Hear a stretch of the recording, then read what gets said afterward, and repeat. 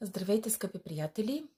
Получих доста запитвания относно етерични масла, които могат да помогнат при главоболие и мигрена. Хората, които ме познават и така в моето обкръжение от дълго време, знаят, че аз от много години страдах от мигрена.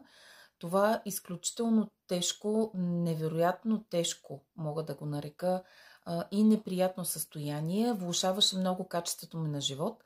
Така че мога да бъда много полезна на хора, които имат подобен проблем, за да помогна за решаването му, разбира се, успешно, както се получи и при мен.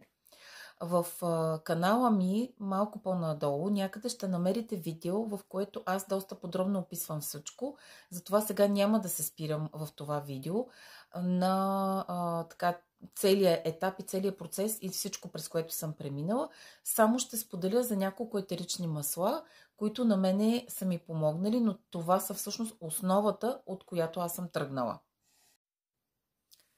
Етерично масло лавандула, етерично масло мента, етерично масло розмарин и босиляк. Тези етерични масла, разбира се, не всичките на куп, а по-отделно може да сложите в аромадифузор по няколко капчици, в зависимост от квадратурата на помещението, в което се намирате. И една бърза рецепта как да си направите в домашни условия масажен крем, който може да ви облегчи състоянието на мигрена.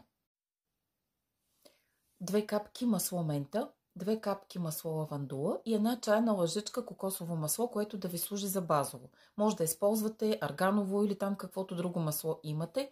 С тази получена смес може да намажете тази област тук в слепоочията, челото, както разбира се и тила, в етапите, в които усещате, че започва главоболие или мигренозен пристъп. Нещо важно да напомня, знаете за силата на етеричните масла, особено говоря в момента за 100% натуралните етерични масла, поради тази причина те задължително трябва да бъде съобразено с тяхната употреба със специалист, както разбира се и дозировката, в която да ги използвате. Много е важно да се внимава при бременни жени, някои етерични масла не са подходящи за бременни жени, както и за хора с различни заболявания, включително и алергии. И отварям една скоба. Маслото розмарин не се използва при хипертоници. Маслото босиляк влияе върху съсирването на кръвта. Така че много внимателно трябва да се използват етеричните масла, защото те имат невероятна сила и действие, но въпреки всичко това приложение трябва да бъде задължително, прецизно изпълнено.